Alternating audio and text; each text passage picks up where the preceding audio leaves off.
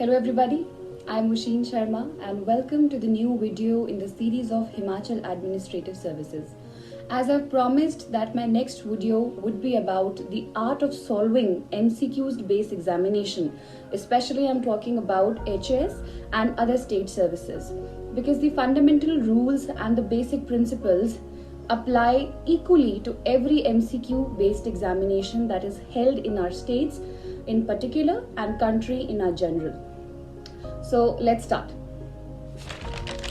Seeing the trend and analysis of last 5-year questions and papers of HS, I've seen that we can divide the whole question paper of prelims, specifically I'm talking about the GS, that is the paper 1 that is held in the morning, into 5 concepts. Look, the first part is that there are fact-based questions. The second is that there are concept-based questions. Third is the philosophical type. Fourth is the vaguely known. And last but not the least is the unknown, or I would like to call it rather the alien type of MCQ question. I will be giving examples of every the thing that I've mentioned, but you need to remember the basic division is the 5-fold division, that is the factual, conceptual, philosophical, vague and the alien types. So before I commence the video, this is a very small room. I used to study in this room when I was preparing for HS and civil services, and here I used to study. It is in our top floor. It's very hot here, and today I'm recording here. So let's begin. First of all is that before telling you the art of solving the MCQs, let me get you the instructions very handy. The first is that you should read the instructions, and because I'm assuming that most of the papers that are held in our states, in different states, they have this concept of negative marking. So negative marking is there, so you need to be very, very aware of that. The second is that the moment you get your booklet, you need to count that how many printed pages are there. You need to actually double check that if your any page is missing or not. So this is the first thing you need to do. Don't look at the questions. I know we have a tendency, for example, if you give me a paper of prelims right now, so what I will be doing, I will be going through all the sheets and I will be seeing, oh ये मुझे आता है, ये मुझे नहीं आता, oh god ये मुझे नहीं आते. So एक preconceived notion होता है कि oh god first 20 questions ही मुझे नहीं आते. So उसका क्या होगा, इससे एक बहुत ही, अगर आप preconceived notion लेके चलेंगे तो एक negative इमेज जो है पूरे के पूरे पेपर के लिए आपकी बन जाएगी और आप सोचेंगे कि आज तो मेरा एग्जाम नहीं हो रहा. सो do not enter the examination hall with the preconceived notion कि ये पेपर कितना इसका डिफिकल्टी लेवल है, ये पेपर मुझसे होगा कि नहीं होगा. नेक्स्ट इज दैट कि कितना अटेम्प्ट करें. तो देखिए मैं आपको एक बात बताना चाहती हूँ विद माई एक्सपीरियंसेस, और मेरे जो कलीग्स या मेरे फ्रेंड्स रहे हैं, तो वो क्या करते थे, वो या तो अंडर अटेम्प्ट करते थे या ओवर अटेम्प्ट करते थे. My strategy is that if you want to see your name in the list, you actually have to attempt around 85 plus questions. Now 85 to 90 questions you simply have to attempt. अगर आप इससे कम करते हैं so that will be counted as under attempt. तो जब वहाँ पे negative marking कर करके जब वो नीचे की तरफ आता है तो आप अपनी कट ऑफ से भी नीचे चले जाते हैं. That feeling is worse because I have seen my friends and colleagues going from that experience, and I know it's very much hurtful. So next is that over attempt भी ना करें कि आप इतना ज़्यादा over attempt कर ले, इतनी ज़्यादा negative marking हो जाए कि आप नीचे आते जाएं और आप कट ऑफ से बहुत नीचे आ चुके हैं. So this has happened with me in the CSAT portion. So you need to be careful regarding that. Next if I talk about कि आप क्वेश्चन देख लेते हैं, आपको पता चल जाता है ठीक है मुझे पहले 5 क्वेश्चन आते हैं और ये बिल्कुल फैक्ट बेस्ड क्वेश्चन है, मैं 100% श्योर हूँ, आप ट्रस्ट करें मुझ पे, आप उसी समय अपने क्वेश्चन पेपर में उसे सावधानी से मार्क कर दें. देखो ये स्ट्रैटेजी अलग अलग बच्चों के लिए अलग अलग किस्म से होती है. कई लोगों को लगता है कि हम लोग पहले पूरा पेपर सॉल्व कर लेते हैं, बाद में लास्ट में मार्क कर लेंगे, but my philosophy is that जिस क्वेश्चन को लेके आप 100% श्योर हैं उसको आप क्यों वेट करेंगे एंड के लिए, तो आप उसको उसी समय मार्क कर दीजिए. वो आपका जो है टाइम कंज्यूमिंग है, बिकॉज लास्ट के जो 10 to 15 मिनट्स होते हैं, दोज आर द मेक और द ब्रेक मोमेंट्स. और उस समय काफ़ी सारे क्वेश्चंस होते हैं जो क्लासरूम में पढ़े होते हैं या खुद पढ़े होते हैं, तो वो रिकॉल और रिकलेक्ट करने के लिए समय बहुत ज़रूरी है.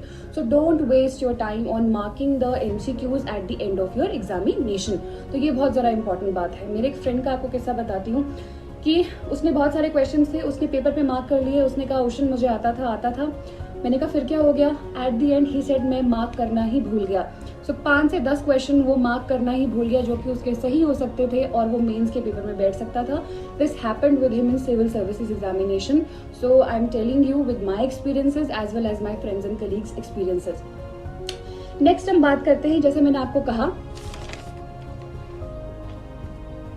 एक और इम्पॉर्टेंट बात. देखिए, आपके 2 पेपर होते हैं, पेपर 1 एंड पेपर 2. कभी भी पेपर 1 का इम्पैक्ट पेपर 2 पे ना डालें. मैं आपको बताती हूँ, आपने देखा भी होगा कि इस बार भी जब जैसे कि मेरा बॉयज स्कूल में था ऊपर प्रीलिम्स का एग्ज़ाम और धर्मशाला में, तो CSAT का पेपर था दिन में. इतने सारे बच्चे वो आए नहीं वहाँ पे, वो एब्सेंट हो गए. वो ऐसा क्यों करते हैं? क्योंकि उनको लगता है कि हमारा पहला पेपर नहीं हुआ है तो दूसरा पेपर दे के भी क्या फ़ायदा. बट मैं आपको एक एक्सपीरियंस बताना चाहती हूँ, अभी बताती हूँ थोड़ी देर में, और आपको बहुत ज़्यादा हंसी आएगी और आप सोचेंगे कि मैम जेन्युइनली कितनी बेवकूफ़ रही हैं अपने पास्ट में. तो हुआ क्या कि 2018 की बात है, मैंने HS का एग्ज़ाम दिया था और मेरा GS पोर्शन हमेशा से अच्छा रहा है, तो फर्स्ट पेपर तो हो रहा था. लेकिन सेकंड पेपर में मुझे बहुत ज़्यादा डाउट था और मुझे लगा कि शायद मैं क्वालिफाई नहीं कर पाऊंगी. और मैंने जब शाम को आके की मैच करी, 2018 की बात है, तो मेरे जो CSAT में नंबर बन रहे थे वो क्वालिफाइंग नंबर से 2 नंबर कम थे. तो मुझे लगा, मैंने हाथ खड़े कर दिया एंड आई थॉट कि मैंने बहुत बड़ी गलती कर दी है पेपर देके और मेरा तो क्वालिफाई नहीं होने वाला और अब कोई भी उम्मीद नहीं बची है. आई स्टार्टेड क्राइंग और मैं बहुत मायूस हो गई. And then again you know I have told you the whole story. Then once again I thought of going to Chandigarh back. तो जब मैं चंडीगढ़ में गई तो माई मदर कॉल्ड मी, 2019 की बात है, और my mother called me and she said कि 2018 की बात है, सॉरी. तो मम्मी ने मुझे बताया कि तेरा जो एग्ज़ाम है वो क्वालिफाई हो गया था और मेंस के लिए तुझे जो है वो कॉल लेटर आ गया था, लेकिन क्योंकि तूने मेंस के लिए डॉक्यूमेंट्स अपने जो है सबमिट नहीं कराए ऑनलाइन, तो तेरा जो है वो सीट जो है वो कैंसिल हो चुकी है. Means you can not sit for the mains. मुझे इतना बुरा लगा कि HS का एग्ज़ाम मेरा क्वालिफाई हो गया प्रीलिम्स, फिर भी मैं मेंस नहीं दे पाई और वो डेट भी क्लोज हो चुकी थी. हमने बहुत कोशिशें करी, लेकिन आप जानते हैं आजकल ट्रांसपेरेंसी का ज़माना है और हम कुछ भी नहीं कर सकते. तो वो वाला जो मेरा 18 का जो अटैम्प्ट था वो मेरा कम्प्लीटली वेस्ट हो गया. और लेकिन सिर्फ मैं इसी प्रिपरेशन के साथ, इसी माइंड के साथ मैं आगे बढ़ी कि शायद ये गुड लक था कि एक बात होती है कि पेपर निकल नहीं रहे होते, और जब पेपर निकलता है ना, so consider it as a good luck. तो मैंने सोचा कि कोई बात नहीं, हो सकता है शायद मेरी इस बार तैयारी ना होती, इसलिए भगवान ने वो मुझे मौका नहीं दिया. बट इस सारे इंसिडेंट से क्या पता चलता है? इससे ये पता चलता है कि आपने दिल नहीं हारना. You don't know what destiny has actually for you. तो जब तक वो अनफोल्ड नहीं होती, आपको साहस और जो आपकी हिम्मत है वो बांध के रखनी है. तो ये एक छोटा सा इंसिडेंट था कि पेपर 1 का इफेक्ट पेपर 2 पे नहीं होने देना, और पेपर 2 में जो होगा वो शाम को आके जरा आप हिम्मत रखें. कभी कभी 1-2 नंबर जो है वो नीचे भी चला जाता है और आप क्वालिफाई कर रहे होते हैं. तो ये किस्सा मैंने आपके साथ शेयर करना था. नेक्स्ट अगर मैं आपको हम बात करेंगे, वेरियस टाइप ऑफ मेथड्स होते हैं प्रीलिम्स में अच्छे मार्क्स स्कोर करने के लिए, तो वो हम बताते हैं. बट ये मैं आपको बता चुकी हूँ कि 80 से 90 यानी 85 प्लस आपको अपना अटेम्प्ट रखना ही रखना है. और सबसे इम्पॉर्टेंट जो है वो है कि आपको कट ऑफ के एनालिसिस का ट्रेंड पता होना चाहिए. जैसे कि मान लीजिए कि जनरल में जो ट्रेंड यूजुअली देखने को मिलता है वो 105 से 108 देखने को मिलता है, और कभी कभी जो पेपर थोड़ा इजी आता है तो वो 115 भी चला जाता है. ठीक है, 115, 116 भी चला जाता है, जो कि पास्ट में HS में गया भी है. तो आपको कट ऑफ से मार्क्स ज्यादा लेने की ही कोशिश करनी है. ये मैं पहले की वीडियोस में भी बोल चुकी हूँ कि you do not have to think कि भाई मुझे तो कट ऑफ जितने ही मार्क्स लेने हैं. You never know, cut off जो है इस बार जो है वो ज्यादा जा सकती है. 21 में मान लीजिए पेपर बहुत आसान आया है तो कट ऑफ आपकी 120 भी जा सकती है, 118 भी जा सकती है. तो आप क्या करेंगे? तो आप हमेशा अपना अटेम्प्ट ज्यादा से ज्यादा रखिए, और अटेम्प्ट में उतना निखार तभी आएगा जब आपकी प्रिपरेशन जो होगी वो स्ट्रांग होगी. क्योंकि देखिए, जब मैं हिमाचल के बारे में बात करती हूँ या मैं सिविल्स के बारे में बात करती हूँ तो थोड़ा अलग क्यों है. जैसे कि मैंने आपको 5 फोल्ड डिवीजन बताई थी, factual, conceptual, philosophical, vague and the alien type. Himachal में it is more fact based. अभी मैं आपको एग्जांपल देती हूँ. UPSC में इट इज मोर कंसेप्चुअल बेस्ड और फिलोसॉफिकल बेस्ड. ठीक है। वेगली तो हिमाचल में भी होते हैं और सिविल्स में भी आपको मिलेंगे, और एलियन टाइप तो दोनों में भी होते हैं। बट हिमाचल का जो पेपर है that is more facts oriented. तो ये शायद एक अच्छी बात भी है और एक बुरी बात भी है। अच्छी बात क्यों? जिन लोगों की मेमोरी अच्छी है और जिन लोगों की ग्रास्पिंग पावर अच्छी है, जिनको डेट्स और फैक्ट्स याद रह जाते हैं, उनके लिए एग्जाम निकालना बहुत आसान है। लेकिन जिन लोगों के कंसेप्ट ज्यादा स्ट्रांग होते हैं और वो डेट्स को इतना याद नहीं कर पाते, उनके लिए थोड़ा प्रॉब्लमैटिक हो सकता है। तो ये भी स्ट्रैटेजी हम आने वाली वीडियोस में डिस्कस करेंगे, so kindly stay tuned with me for that. चलिए शुरू करते हैं आज कि किस तरह के जो क्वेश्चंस हैं वो हमको देखने को मिलते हैं। First is the fact based. देखिए 2020, 19, 18, 17, 16 ये मैंने 4-5 साल के जो पेपर्स हैं उनको एनालाइज किया है और क्वेश्चंस को देखा है। तो किस तरह के क्वेश्चंस आ रहे हैं, मोस्टली एचएस में आपको फैक्ट बेस्ड क्वेश्चन देखने को मिलेंगे। एग्जाम्पल लेते हैं, जैसे पिछले साल ही क्वेश्चन था कि जाहोर जो है वो तिब्बतन नेम है किस डिस्ट्रिक्ट का हिमाचल प्रदेश में। अगर आप तुक्का लगाने बैठेंगे इसमें तो आप गलत कर सकते हैं। आप सोचेंगे अच्छा कुल्लू हो सकता है, लाहौल स्पीति हो सकता है, क्योंकि आपको जाहोर जो नाम है वो तिब्बतन लग रहा है, तो आप सोचेंगे लाहौल स्पीति हो सकता है। बट मैं वही बोल रही हूँ, जहाँ फैक्ट बेस्ड क्वेश्चन आते हैं वहाँ तुक्के मारने वो वाला मेथड फेल हो जाता है, एलिमिनेशन मेथड यहाँ नहीं चलता। तो क्या बचता है? The memory part. Zahor is the Tibetan name of Mandi. तो जिसको पता था उसने वहां पे स्कोर कर लिया और जिसको नहीं पता था वो वहां पे स्कोर नहीं कर पाया। ठीक है जी। सिमिलरली वैसे ही कि जो मैटरहॉर्न है स्विट्जरलैंड में, एक स्नो क्लैड पीक है, तो वो ऐसी सी सेम पीक हिमाचल में कौन सी है? तो उसका जो जवाब था वो था गेफांग। अगेन एक फैक्ट बेस्ड क्वेश्चन है, इसमें आप बड़े ज्यादा परमुटेशन कॉम्बिनेशन नहीं लगा सकते, आइदर यू नो इट और you don't, so this is how it is. Also fact based question में आपको मैच द फॉलोइंग देखने को मिलेगा। तो मैच में फॉर एग्जाम्पल जैसे कि उन्होंने कुछ मूवमेंट्स दिए थे, जैसे Chipko movement is associated with whom, तो we all know that Sunderlal Bahuguna, but very less would be knowing about that Appiko movement was associated with whom. तो पांडुरंग थे, ठीक है, हेगड़े, उनके साथ एसोसिएटेड था। तो ये आपको जो है फैक्ट बेस्ड क्वेश्चन है, ये आपको कहीं ना कहीं लर्न, जिसको हम रट्टा कहते हैं, वो कहीं ना कहीं ज्यादा आपको मारना पड़ेगा। सिमिलरली नर्मदा बचाओ आंदोलन, ये न्यूज में बहुत रहता है, तो आपको इससे भी मदद मिल सकती है। तो वहां से मेधा पाटेकर उसमें आ जाता है। सिमिलरली आपको क्वेश्चन देखने को मिलेंगे कि मॉन्ट्रियल प्रोटोकॉल कौन सी डेट में हुआ, या फिर आपका जो रियो समिट है, वी ऑल नो दैट 1992 में, मॉन्ट्रियल प्रोटोकॉल हुआ 87 में, पेरिस हुआ 2015 में। तो हाफ करंट है, पार्शली करंट है और पार्शली आपका स्टैटिक है। और इनके लिए भी जो साइंस बेस्ड क्वेश्चंस है, इनके लिए मैं सोर्स पहले भी बता चुकी हूँ, वो शंकर IAS की किताब है, आपको उससे ज्यादा पढ़ने की जरूरत नहीं है, coupled up with your previous year questions and current affairs. Similarly, straight away question आ रहा है डेट्स में, हिस्ट्री में, वर्नाक्युलर प्रेस एक्ट कब हुआ था? तो वी ऑल नो दैट 1878 में ये जो एक्ट है वो पास किया गया था। तो ये सिंपल है। या 49th पैरेलल कहाँ है? तो वो कनाडा एंड USA है। 10 डिग्री चैनल कहाँ है? वो अंडमान एंड निकोबार आइलैंड है। सो this is basically your factual questions है, काफी हद तक वो ल्यूसेंट से भी कवर हो जाते हैं। बट मेरा ऐसा मानना है ये कॉमन बेस्ड सेंस क्वेश्चंस हैं, तो आपको इतना ज्यादा स्टडी करने की जरूरत नहीं है डीपली।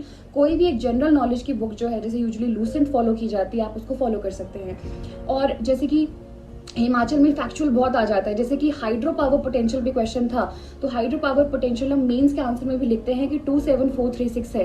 क्वेश्चन था कि इस 27436 में से इतना जो है वो हार्नेस कर दिया गया है, तो इसका जवाब था 10519 मेगावाट।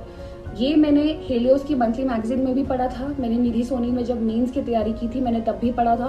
तो इस तरह की चीजें हैं। हिमाचल में आपको फॉरेस्ट कवर आ जाता है, शेड्यूल एरिया आ जाता है, वो आपको स्पेसिफिकली याद करना पड़ता है, क्योंकि फैक्ट बेस्ड क्वेश्चन में वो डायरेक्टली आपसे पूछा जाता है।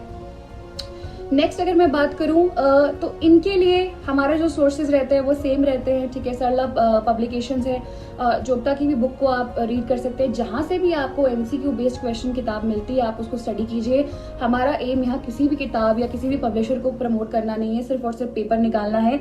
ये मेरा एम है और ये आपका भी एम होना चाहिए। We are not here to sponsor anyone, specially I am not.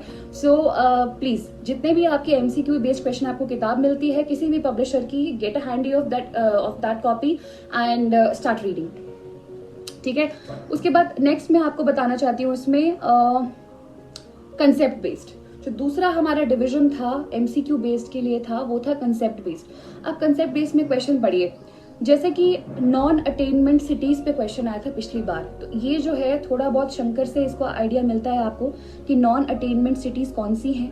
ये आपको पोल्यूशन के कंसेप्ट में थोड़ा सा वहां पे दिया गया है, प्लस करंट अफेयर के मॉड्यूल्स में, चाहे वो विजन के मंथली मॉड्यूल्स थे, चाहे वो हेलियोस मैगजीन थी, मोर स्पेसिफिकली बेसिकली ये एक नेशनल लेवल का करंट अफेयर है, तो आपको विजन की मैगजीन में ये मिल जाता है कि there is a concept of national ambience air quality standard. तो जब ये निकाला गया था तो जिन सिटीज ने इसमें बहुत बुरा परफॉर्म किया था, I remember the figure around 102 non attainment cities थी, उनको कहा जाता था नॉन अटेनमेंट सिटीज। तो ये कंसेप्ट है, अगर आपको कंसेप्ट पता है so you will be able to qualify. इसमें देखिए ऑप्शन कैसे थे कि क्या नॉन अटेनमेंट सिटी उसे कहा जाता है जहाँ पे वाटर की क्वालिटी पुअर है, या जहाँ सॉलिड वेस्ट मैनेजमेंट की क्वालिटी पुअर है, या जहाँ पे नॉइस पोल्यूशन है, और चौथा था जो आपका बेसिकली जो एयर क्वालिटी में जो है लैक कर रहे हैं। तो हमको पता था कि इसका कंसेप्ट जो है वो एम्बियंस एयर क्वालिटी स्टैंडर्ड से है, क्योंकि पोल्यूशन पूरा साल न्यूज में रहा था लास्ट ईयर, चाहे वो स्टबल बर्निंग थी पंजाब हरियाणा यूपी की, चाहे उसके खिलाफ वो लॉज भी लेकर आए whatever to curb the stubble burning, ताकि पोल्यूशन ना हो, और दिल्ली में उसकी वजह से बहुत ज्यादा पोल्यूशन हो रहा था। तो अकॉर्डिंगली ये सारा साल न्यूज में रहा, तो उस करके प्रीलिम्स में भी इसका जो सवाल था वो बनता था और एचएस में वो पूछ लिया गया। वैसे ही कंसेप्ट बेस्ड में मैं अगला बताना चाहती हूँ, माइक्रोबीड्स जो थे वो बहुत ज्यादा न्यूज में थे, क्योंकि माइक्रोबीड्स बोल रहे थे कि जो आपके ये जो प्रोडक्ट्स होते हैं, स्पेशली जो आपके मेकअप प्रोडक्ट्स है या सनस्क्रीन्स हैं, इसमें से जो बीड्स है ये निकल जाते हैं, ये बहुत ही माइक्रो साइजेस के होते हैं, इसीलिए किसी भी चीज में जाके वो एब्जॉर्ब हो जाते हैं, और पानी में जो पोल्यूशन है, स्पेशली जो ओशन पोल्यूशन है, उसके लिए रिस्पॉन्सिबल है। तो यहाँ पे माइक्रोबीड्स में कैसे कैसे इसमें क्वेश्चन आ रहे थे कि क्या वो मरीन इकोसिस्टम को खराब करते हैं, क्या वो स्किन को रैशेस देते हैं, क्या वो क्रॉप में एब्जॉर्ब होते हैं। सो द मोस्ट लॉजिकल वही था जो आपको कंसेप्ट पता था। तो जो मरीन इकोसिस्टम से जो है इम्पैक्ट होता है सबसे ज्यादा जो है वो उसका रिलेशन जो है वो माइक्रो बीड से था, तो यहाँ पे ये आंसर था। तो ये है कंसेप्ट बेस्ड, इसके लिए आपको थोड़ी सी ज्यादा मेहनत करनी पड़ेगी। Next is basically disguised unemployment, बहुत सालों से आ रहा है। दिस इज समहाउ, इसको तुम कंसेप्चुअल भी कह लो या इसको तुम फैक्चुअल भी कह लो, सबको पता है where the marginal productivity of the labour is 0। तो ये कुछ चीजें हैं, इसको आप कंसेप्ट कह सकते हो या फैक्ट कह सकते हो, आपको ये याद करना ही पड़ेगा। ये यूपीएससी में बहुत साल पहले आता था, मैंने फिर again I am repeating my self कि यूपीएससी के पुराने पेपर्स को उठा के देखना बहुत जरूरी है आपके लिए, specially for the history, polity, geography, economy section, क्योंकि वहां से उठा के अब एचएस जो है वो पेपर बना रहा है। नेक्स्ट अगेन संकल्प, ऐसे स्ट्राइव एंड संकल्प न्यूज में थे। Once again my source was your vision monthly magazine, more than enough for current affairs. और ट्रेनिंग प्रोग्राम्स हैं ये, स्टडी आईक्यू वालों ने भी बहुत बार बताया। अब जिस बच्चे को संकल्प की फुल फॉर्म नहीं पता वो ये क्वेश्चन नहीं कर पाएगा, क्योंकि संकल्प नाम सुनते आते ही मेरे दिमाग में ऐसा आता है कि समथिंग जो आपने एक दृढ़ निश्चय कर लिया हो, पर दृढ़ निश्चय किसका, तो यहाँ पे भी तुक्का आपका नहीं चलता। बहुत सारे ऑप्शन थे वहां पे, जो आपका स्किल डेवलपमेंट और ट्रेनिंग से रिलेटेड था वो था आपका संकल्प। तो इन चीजों के लिए आपको ट्रिब्यून का जो पेपर है वो पढ़ना पड़ेगा हिमाचल के लिए, और हिंदू को जरूर आपको फॉलो करना पड़ेगा। इन केस आप हिंदू नहीं फॉलो कर पा रहे हैं तो मंथली मैगजीन्स तो आपको जो है वो करनी ही पड़ेंगी, ठीक है। सिमिलरली आपको मैं एक और एग्जाम्पल देती हूँ। ये पिछले साल का क्वेश्चन था कि मास एक्सटेंशन ऑफ स्पीशीज के बारे में बात आ रहा था। क्वेश्चन था कि इनमें से किन चीजों की वजह से एक्सटेंशन ऑफ स्पीशीज हो सकता है। तो फर्स्ट था global cooling, then we had sea level, तीसरा था रेनफॉल, और चौथा था प्रेडेशन। तो क्वेश्चन था कि इनमें से किस ऑप्शन, किस चीज की वजह से मास एक्सटेंशन ऑफ स्पीशीज नहीं हो सकता, सॉरी। तो इसका जो आंसर था वो था प्रेडेशन। देखिए ग्लोबल कूलिंग आपने फिनोमिनन पढ़ा होगा, ये शंकर की मैगजीन में भी, शंकर में भी दिया हुआ है। आईएस पार्लियामेंट मैंने आपको पहले भी मैगजीन बताई थी specifically for environment portion, and also उसमें इलस्ट्रेशंस बहुत खूबसूरत है, तो आप फॉलो कर सकते हैं। शंकर वालों की है आईएस पार्लियामेंट, तो वहां पे भी ये गिवन है। ग्लोबल कूलिंग ऐसा फिनोमिनन है जिसकी वजह से पहले भी there has been a mass extension of species, और आगे भी होगा। Second is basically sea level, हम सब पढ़ते आए हैं, कॉमन सेंस है जो भी इस एग्जाम की तैयारी कर रहा है, कि if there would be a sea level rise, so many species along with humans are going to suffer. Next is that excessive rainfall, very simple, थोड़ा illogical लगता है सोचने में कितनी रेनफॉल आएगी। रेनफॉल के साथ क्या हो सकता है, ऑफ कोर्स बाढ़ एसोसिएट हो सकती है, many other factors, floods and etc. floods, landslide, उससे क्या होगा, जो आपकी स्पीशीज है जानवरों की वो कहीं ना कहीं वॉश आउट होगी। तो ये बिल्कुल सच है। लास्ट ऑप्शन था प्रेडेशन। प्रेडेशन जो है वो बैलेंस रखता है इकोसिस्टम में, तो ये ऑप्शन सबसे ज्यादा जो था वो सही ऑप्शन था और इसका जो जवाब था वो भी यही था। ये इतना सोचना क्यों पड़ता है, because it is a concept based, ये आपका जो है फैक्चुअल क्वेश्चन नहीं है। और इस तरह के क्वेश्चन जब आप करते हैं तो आपको एक एज मिलता है बाकियों से, क्योंकि हो सकता है फैक्ट आपने भी रटे हो, आपके साथ का जो कंपेटिटर है उसने भी रटे हो, तो अगर आपका कंसेप्ट अच्छा है तो आपके मार्क्स यहाँ पे नहीं गए। एक और एग्जांपल देती हूँ। इसमें क्वेश्चन था कि फिस्कल पॉलिसी के बारे में क्या सही है, फिस्कल पॉलिसी कब करनी चाहिए, कि golden rule of fiscal policy क्या है। तो ऑप्शन था क्या हमें फिस्कल पॉलिसी करनी चाहिए एक्सपेंडिचर के लिए, जैसे मान लीजिए आपने एक्सपेंडिचर को करंट एक्सपेंडिचर के लिए करनी चाहिए, या फिर डेट को आपको रीपे करना है उसके लिए करनी चाहिए, बजट एक्सपेंडिचर को ठीक करने के लिए करनी चाहिए, कि लास्ट ऑप्शन था पब्लिक इन्वेस्टमेंट के लिए। तो अगर आपने इकोनॉमी के रूल्स पढ़े हैं, आपने इकोनॉमी की 11th और 12th की एनसीईआरटीज पढ़ी है, और आप रमेश शर्मा भी पढ़ सकते हैं, छोटी सी किताब है और आप उसको भी पढ़ सकते हैं, तो उसमें से भी सिलेक्टेड टॉपिक्स आप पढ़ सकते हैं। तो आप देखेंगे कि उसमें ये पॉइंट साफ साफ गिवन है कि golden rule of fiscal policy is कि गवर्नमेंट को जो खर्चा तभी करना चाहिए अगर वो खर्चा पब्लिक इन्वेस्टमेंट के लिए किया जा रहा हो। इसीलिए जो चौथा ऑप्शन था कि borrow for public investment, that was the right, क्योंकि जो हमारी सरकार है that is a welfare state. When I call a welfare state it means खर्चा तभी करेगी सरकार को, बोरो तभी करना चाहिए, अपने फिस्कल पॉलिसी के एजेंडा को थोड़ा बहुत हिलाना तभी चाहिए when it is doing for the welfare. अगर आपको इंफ्रास्ट्रक्चर क्रिएट करना है, सड़कें बनानी है, आपको डैम्स बनाने हैं, आपको जब आपको इस तरह का खर्चा करना है तो आप बोरो कीजिए मार्केट से, और आप अपना थोड़ा सा जो आपका खर्चा है उसको थोड़ा सा उसमें फिस्कल स्लिपेज भी कर सकते हैं।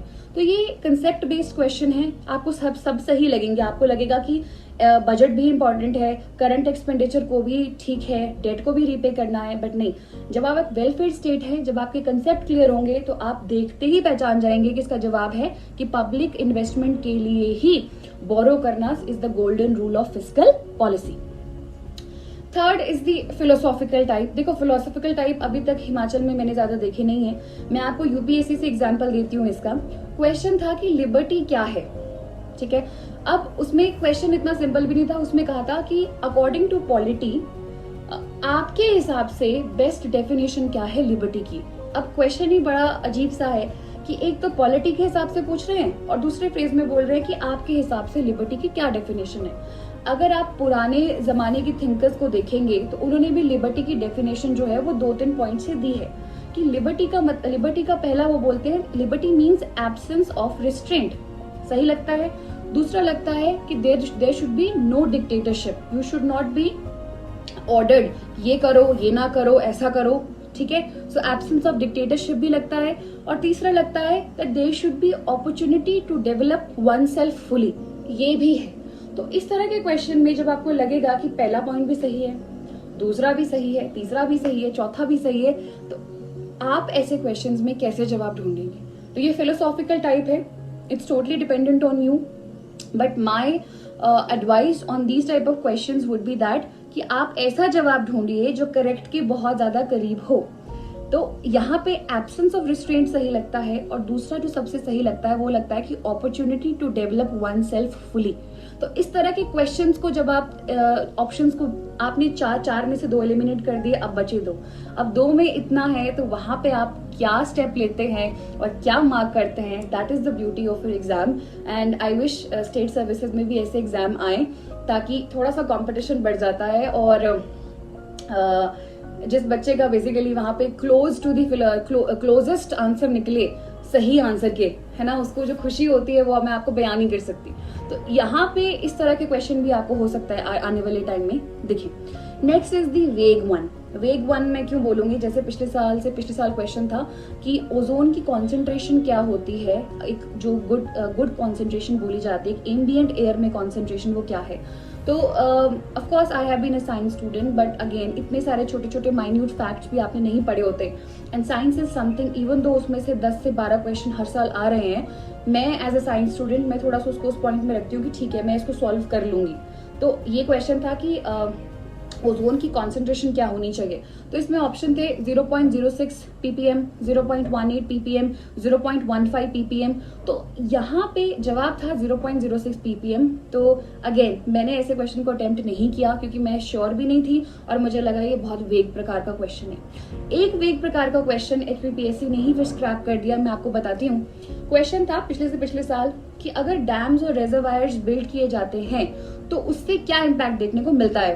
अब देखिए, ये ऑब्जेक्टिव नहीं सब्जेक्टिव क्वेश्चन है, क्योंकि जब हम लिखते हैं, जब हम हाइड्रो पावर के बारे में लिखते हैं तो हम वहाँ इंपॉर्टेंट बोलते हैं कि ecological principles of dam building को ध्यान रखना चाहिए, कैचमेंट एरिया का ध्यान रखना चाहिए, मिनिमम फ्लो का ध्यान रखना चाहिए। बट यहाँ पे आप देखेंगे इन्होंने क्या ऑप्शन दिए थे। नंबर 1 बोला फ्लोरा और फौना जो है इम्पैक्ट होगी। डेफिनेटली होगी, अगर डैम बन रहा है तो वहाँ की फ्लोरा और फौना इकोलॉजिकल सिस्टम जो होगा वो हैम्पर होगा।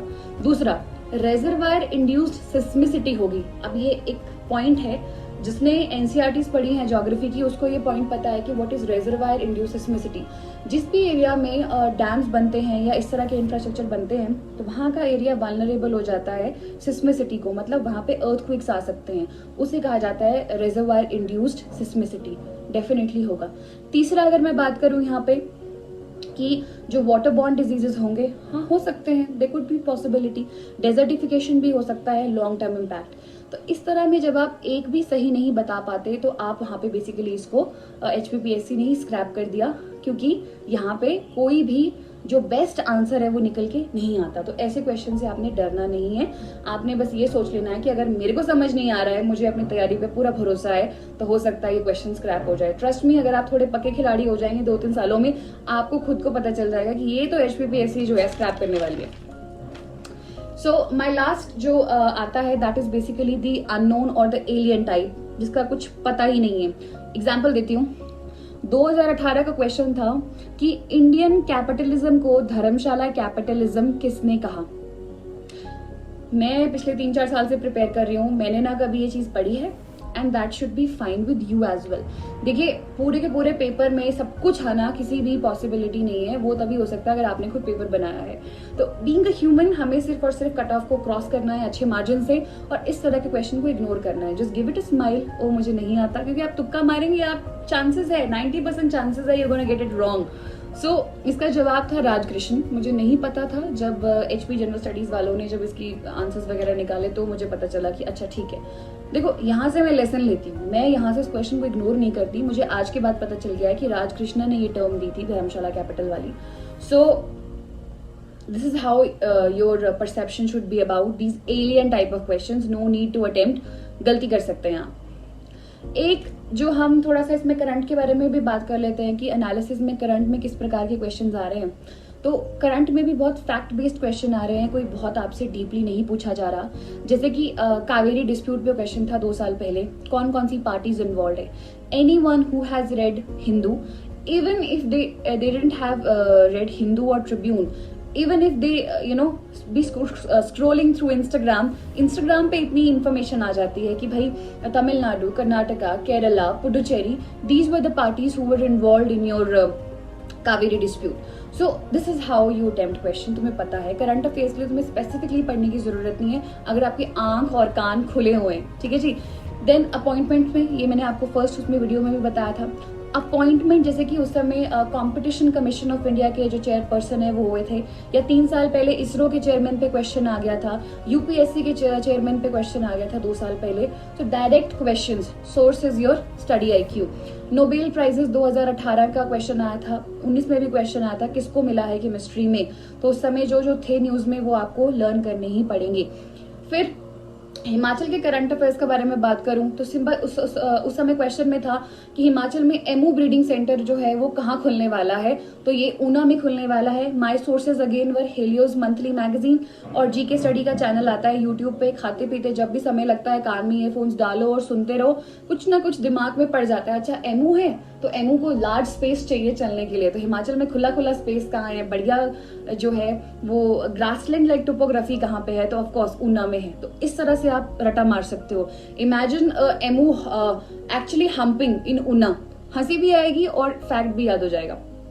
अदरवाइज कोई तरीका नहीं है इतने सारे फैक्ट्स को याद करने का। नेक्स्ट, वैसे ही देखो क्वेश्चन देखो कि हिमाचल प्रदेश सरकार ने 2011 में स्नो लेपर्ड सेंटर खोलने की बात की गई थी। अब ये करंट अफेयर 2011 का नहीं है, इम्पोर्टेंट इज कि उस समय बात की गई थी। कहाँ खोला है?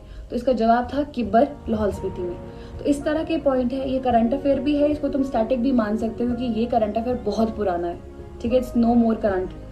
देन अगेन जो करंट आपका न्यूज में रहा, जैसे कि कामयाब नाम का पेट्रोल वेसल जो है वो हमने किस देश को गिफ्ट किया, because it was indigenously build, तो हमारे लिए बहुत इंपॉर्टेंट है make in India and made in India वाला कंसेप्ट। तो उसका जवाब जो था वो मालदीव्स था। ये करंट में था, स्टडी IQ में था, इजिली हो जाते हैं। देखिए करंट अफेयर्स जो है कम से कम आपके ज्यादा नहीं तो 15 सवाल आते हैं, उसमें से 15 में से अगर आप 10 भी कर पा रहे हैं तो भी I will consider you as a champ. But ज्यादा से ज्यादा स्कोर करने की कोशिश करनी है, बिकॉज करंट अफेयर आपकी मुट्ठी में है। डन। नेक्स्ट अगेन ऐसा था क्वेश्चन कि MiG-27 जो है दिसंबर में डीकमीशन किया गया। तो आपके लिए पिछले 1.5 साल का जो करंट अफेयर है, और स्पेशली 1.5 साल में एक लॉन्ग ड्यूरेशन बता रही हूँ, 6 मंथ का current affair is the most important current affair. तो वो कौन सा डीकमीशन हुआ? तो उसका जवाब था MiG-27 डीकमीशन हुआ दिसंबर में। रिपोर्ट्स बहुत इंपॉर्टेंट है।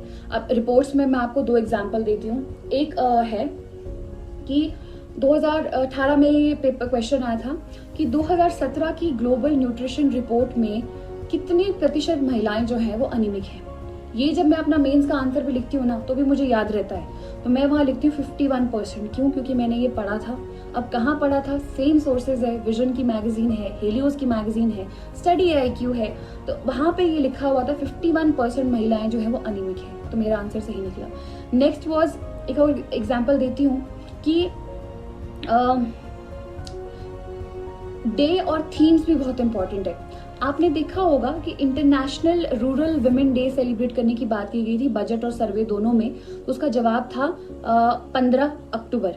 तो ये कहाँ से निकला है? ये आपका बजट और सर्वे में से निकला है। डायरेक्ट क्वेश्चन निकला है कि international rural women day celebrate करने की बात 15 अक्टूबर को की गई थी। तो सेम सोर्सेज वही रहते हैं कि सर्वे और बजट करना बहुत ही जरूरी है, ठीक है। रैंक्स बहुत इंपॉर्टेंट है कि भाई ग्लोबल हैप्पीनेस इंडेक्स में रैंक क्या रहा, 19 में क्या रहा, 20 में क्या रहा। अब देखिए आप 21 के पेपर में बैठने जा रहे हैं, आपको 21 का रैंक पता होना चाहिए अगर आ गया उस वक्त तक, नहीं तो 20 और 19 और 18 का आप प्लीज एक बार देख के जाएं। एटलीस्ट जो इंपॉर्टेंट है उनका तो देख के, जैसे ईज ऑफ डूइंग बिजनेस बहुत इंपॉर्टेंट है, ग्लोबल हंगर इंडेक्स इंपॉर्टेंट है, ग्लोबल हैप्पीनेस इंडेक्स इंपॉर्टेंट है।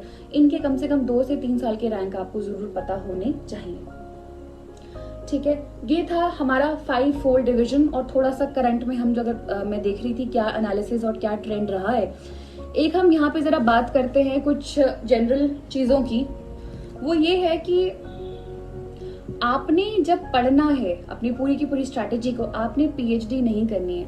मान लीजिए आज मैंने एक टॉपिक पढ़ा और जब उस टॉपिक को पढ़ती हूँ, when I read it I actually tend to visualise it in the sense कि अगर इस टॉपिक में से कल को क्वेश्चन बने तो वो क्वेश्चन कैसा बने।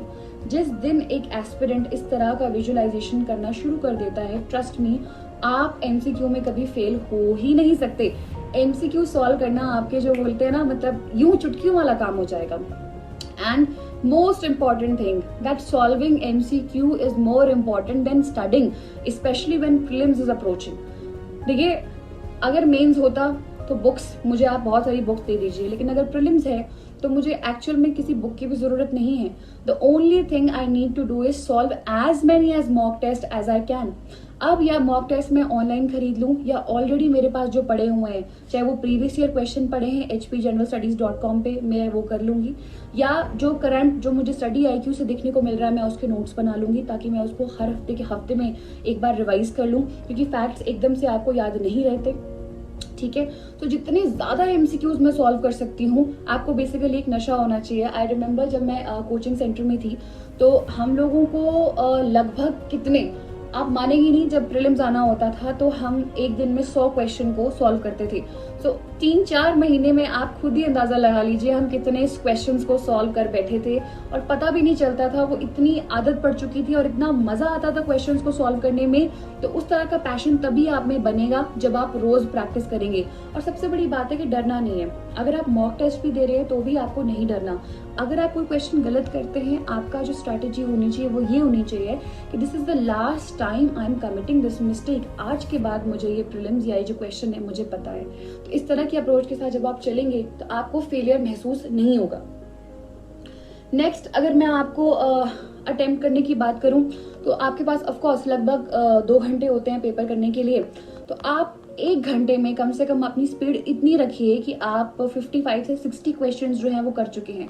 इससे क्या होगा कि आप का जो लास्ट का जो 1 आवर बचता है उसमें कम से कम आपको 15 से 20 मिनट बचाने हैं।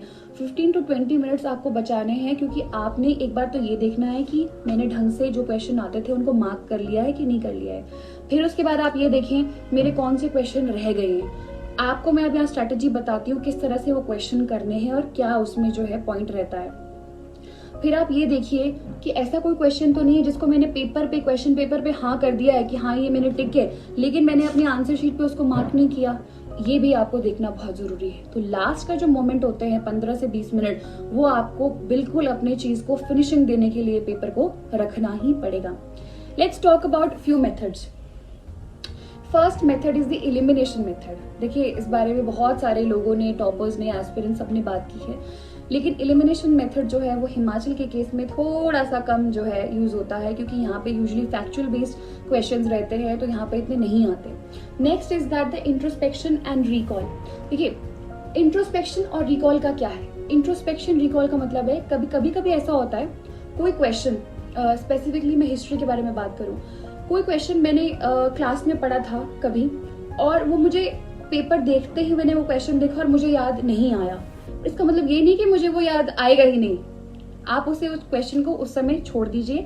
आप लास्ट में जो मैंने आपको 15 से 20 मिनट बताए हैं आप वहां जाइए और आप इंट्रोस्पेक्ट कीजिए और रिकॉल कीजिए कि हाँ मैंने क्या पढ़ा था। अगर एमएसपी पे क्वेश्चन आया है तो आप याद कीजिए इसका कंसेप्ट क्या हो सकता है, सर ने क्या बोला था, सर ने कौन सी फनी बात बोली थी, या मैंने कौन सी फनी बात के साथ किसी चीज को याद किया था। तो ये है दूसरा, introspection and recall. Third is that try to find answers in the question. कभी कभी क्वेश्चन इस तरह का होता है कि आपको क्वेश्चन में ही अपना आंसर जो है वो मिल जाता है। जैसे कि कुछ स्टेटमेंट्स होती हैं कि दिस इज समथिंग, ठीक है, ऑलवेज, एब्सोल्यूट, नेवर। ये आपको यूपीएससी में भी गोल्डन रूल है एमसीक्यू में प्रीलिम्स के लिए कि कभी भी एक्सट्रीम टर्म्स पे ना जाएं, वो यूजुअली गलत होती है चीज। नेक्स्ट, डाउटफुल अगर है आप हैं तो उसको कभी भी अटेम्प्ट ना कीजिए। एंड मोमेंट तक भी, लास्ट की 10-15 मिनट में भी याद नहीं आया, लीव इट। आपको नहीं आया, ट्रस्ट मी, दूसरे वाले को भी नहीं आएगा, provided if you have read your basic books, जो आपकी बेसिक एनसीईआरटीज है और जो बेसिक किताबें हैं, अगर आपने प्रैक्टिस किया है फिर भी नहीं आ रहा तो आप ये मान लीजिए मुझे नहीं आ रहा तो इसको भी नहीं आ रहा है, so be happy.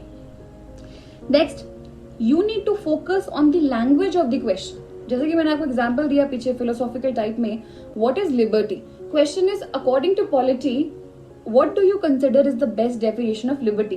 So again, focus on the language of the question कि क्या एग्जामिनर की डिमांड है। अब तो नहीं आते, बहुत पहले आते थे आपके जो आपके क्या कहते हैं उन्हें, असर्टिव और डायरेक्शन बेस्ड क्वेश्चन जो आते थे, ठीक है, किसी चीज के उन्होंने एक स्टेटमेंट दी है और उसका फिर नीचे उन्होंने रीजन लिखा है। अब ऐसे क्वेश्चन जो है वो सीसैट में शिफ्ट हो गए हैं, प्रीलिम्स में ऐसे क्वेश्चन नहीं पूछे जाते। Next type is the all of the above. तो जैसे कि मैंने आपको एग्जाम्पल दिया था यहाँ पे पीछे कि मैरीकल्चर क्या है।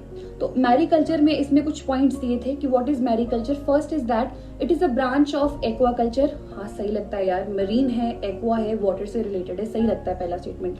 दूसरा इसमें लिखा था it is used to cultivate plants and tissue culture, तो ये भी सही लगता है। अगर मरीन है, एक्वा है, वाटर से रिलेटेड है तो हो सकता है इसमें प्लांट्स भी उगाए जाए, टिश्यू कल्चर किया जाए। एंड 2 तो मुझे सही लग रहे हैं। तीसरा कि टाइडल इन्फ्लुएंसेस को भी स्टडी करने के लिए इसकी मदद ली जाती है। तो अभी तुम्हें लगेगा कि यार टाइड्स कहाँ से आ गए, बट अगर मैं ब्रॉडली सोचूं तो वाटर से ही संबंधित है, तो mariculture has to be a very broad term. So yes, तो इसीलिए मुझे ऑल ऑफ द अबव लगता है। तो ऑल ऑफ द अबव भी आपका जो है बहुत सारी चीजों का सही जवाब होता है। यूजुअली आपके साइंस के क्वेश्चन इस तरह के होते हैं जहाँ पे एनवायरमेंट के क्वेश्चन इस तरह से होते हैं जहाँ से सब्जेक्टिव टर्म्स ही निकाल के पूरे के पूरे टॉपिक में से 3 स्टेटमेंट्स बना दी हैं, तो आपको सही लगता है, तो ऑल ऑफ द अबव इसका आंसर है। Then filling your OMR sheet, वो मैं पहले बता चुकी हूँ, साथ साथ ही कर लीजिए, बेहतर रहता है। जो नहीं आता फिलहाल, एक बार रीड में नहीं आ रहा, उसको मैंने सर्कल लगा के रख लिया, लास्ट के 15 मिनट में देखेंगे। जो बिल्कुल ही नहीं पता, जो मेरा 5th आपका डिविजन था, अननोन और द एलियन टाइप, उसको क्रॉस कर दीजिए, उसको करना ही नहीं है, क्योंकि मुझे नहीं पता, ये पक्का मेरे नेगेटिव मार्किंग करवाएगा और मुझे मेरिट से बाहर निकलवाएगा। So these were the few methods: elimination, introspection, recall, ठीक है, answers in the question, then the doubtful ones, focusing on the language of the question, all of the above, and filling in your OMR sheet. So this was today's video on how to score 10 to 15 marks more जो आपके अभी तक चल रहे थे. So my last suggestion would be that try to solve as many as MCQs you can. UPSC के 1995 से लेके 2020 तक का जो आपके जितने भी प्रीवियस ईयर क्वेश्चंस है, बहुत सारी साइट्स ने डाल दिए हैं सॉल्व करके. प्लीज उनको हिस्ट्री, पॉलिटी, ज्योग्राफी, इकोनॉमी के लिए एक बार स्टैटिक के लिए जरा रीड कर ले, क्योंकि मैं डेड श्योर हूँ कि ज्यादा नहीं तो 15 से 20 क्वेश्चन जो हैं वो यूपीएससी से उठा के इन स्टैटिक कंपोनेंट्स में डाला जाता है. तो आपको लगेगा कहाँ से आ गए, ऐसा नहीं है ना. क्वेश्चंस भी लिमिटेड होते हैं, कि ऐसा नहीं है हर बार का मिशन जो है वो बहुत दिमाग लगाए और बड़े नए नए क्वेश्चंस लेकर आए. This is not the scenario. So try to solve as many as mock as you can. और जो आपको किसी मॉक में नई चीज पता चलती है उसको कॉपी में एक बार लिख लीजिए. कोई इंडेक्स पता चलता है, आप इंडेक्स का अलग बना लीजिए. कोई स्पीशीज पता चलती है कि नियर थ्रेटेंड हुई है, क्रिटिकली इंडेंजर्ड हुई है, वल्नरेबल हुई है, उसको भी अलग जाके कहीं नोट्स अपने बना लीजिए. So this was my video on how to attempt and what is the art of scoring maximum in prelims, क्योंकि this is the strategy I have followed. और मैंने जितनी बार देखा जाए तो हिमाचल का मैंने प्रीलिम्स जो है वो 3 बार क्वालिफाई किया है और 2 बार ऑफ कोर्स वैसे ही क्वालिफाई किया है ओवरऑल. तो my strategy always have been कि अगर आप अपनी बेसिक बुक्स को कंप्लीट करते हैं, प्रीवियस ईयर क्वेश्चन को देखते हैं, करंट को स्ट्रांग रखते हैं, तो आपका जो प्रीलिम्स है वो कहीं भी नहीं जाता. यूपीएससी का 2019 का प्रीलिम्स था, वो भी मैंने बहुत सीरियस अटेम्प्ट होके दिया था. सीसैट को अपना जो है क्लियर करके दिया था. इसीलिए I was awarded a scholarship of ₹30,000 from HP government. वो अलग बात है कि मैंने क्योंकि मेरे मेंस आ रहे थे तो वो मैंने सारे के सारे पैसे जो है वो जोमेटो में उड़ा दिए. तो कभी कभी मुझे ऐसा लगता है कि गवर्नमेंट को जोमेटो को एक कूपन देना चाहिए डायरेक्टली. ओके सिर्फ एक मजाक के लिए है, पर this is how I spend my 30,000. But again for people who actually are financially very very vulnerable, उनके लिए स्कॉलरशिप बहुत ज़्यादा क्रूशियल है. तो अगर आप यूपीएससी की भी तैयारी डट के कर रहे हैं तो प्लीज़ कीजिए. गवर्नमेंट आपको 30,000 की स्कॉलरशिप प्रोवाइड करती है. और इसके बारे में ज़्यादा इन्फॉर्मेशन चाहिए तो आप अपने जो नियर बाय आपका जो तहसील वेलफेयर ऑफिस होता है वहाँ जा सकते हैं, वो आपको बेटर इन्फॉर्मेशन प्रोवाइड कर सकते हैं. बेसिकली आपसे वो फॉर्म वगैरह फिल करवाते हैं, एलिजिबिलिटी क्राइटेरिया वगैरह सब कुछ वहाँ पे गिवन है. बट गवर्नमेंट आपको प्रोत्साहन दे रही है तो इससे बड़ा क्या हो सकता है. तो प्लीज़ आप जो है प्रीलिम्स की तैयारी में अब जुट जाएं. आपकी डेट भी जो है HPPSC ने लॉन्च कर दी है और रिलीज कर दी है डेट. सो अब टाइम आ चुका है कि रोज ज़्यादा नहीं तो कम से कम 50 MCQs जो है वो आपको लर्न करने हैं. देखिए हिमाचल के MCQs बहुत ही फैक्चुअल हैं, तो मैं अपनी बहन की मदद लिया करती थी कि किट्टू मुझसे पूछना शुरू कर दे, कहीं से भी क्वेश्चन पूछना शुरू कर दे, आज हिस्ट्री से शुरू कर दे, ज्योग्राफी से शुरू कर दे. तो वो कहीं से भी क्वेश्चन पूछ लेती थी. मुझे नहीं आते थे पहले 10-15 क्वेश्चन, देन व्हाट, वो बता देती थी, वो फनी वे में बताती थी, मुझे याद रह जाता था. So take help of your siblings, take help of your friends in peer group and make this happen, make this exam happen, ताकि इस बार सितंबर में जब एग्जाम हो, जब आप एग्जाम देके शाम को वापस आए तो आप में एक थ्रिल हो और एक एक्साइटमेंट हो कि मुझे अब आंसर शीट से अपने जो आंसर्स है वो मैच करने हैं. Do not be demotivated by your performance in your first paper. ऐसा नहीं है कि दूसरा पेपर देना ही नहीं है, आप खुद कोई भगवान नहीं है, ठीक है. So do not enter the examination with the preconceived notion and do not leave the examination with the demotivated heart. So दोनों पेपर दो, डट के दो, अपना परफॉर्मेंस अच्छा दो. डेफिनेटली आज नहीं तो कल तुमने इस चीज को क्रैक करना ही है and you will actually come out with flying colours. So thank you so much. और मेरी जो अगली वीडियो होगी वो प्रीलिम्स के लिए होगी. That would be analysing the trends कि किस तरह के क्वेश्चंस जो हैं वो क्या मेजर थीम्स हैं जो आपके एचएस के एग्जाम में पूछी जा रही हैं, एंड GS2 का मेन सिलेबस का भी जो डिकोडिंग है उसका वीडियो भी बहुत जल्द आ रहा है। तो till then you can DM me on my Instagram ID, that is @2139 for queries. I will be available to you, and please इस चैनल को सब्सक्राइब कीजिए, because my aim is to build an education community where all of us can realize their dream of becoming officers and serving our state. So thank you so much. Share this channel, subscribe to this channel so that this channel can reach to the last student, to the last aspirant sitting in the tribal area who can't afford the coaching. So this is my bid to the society. So thank you so much. Jai Hind, Jai Bharat.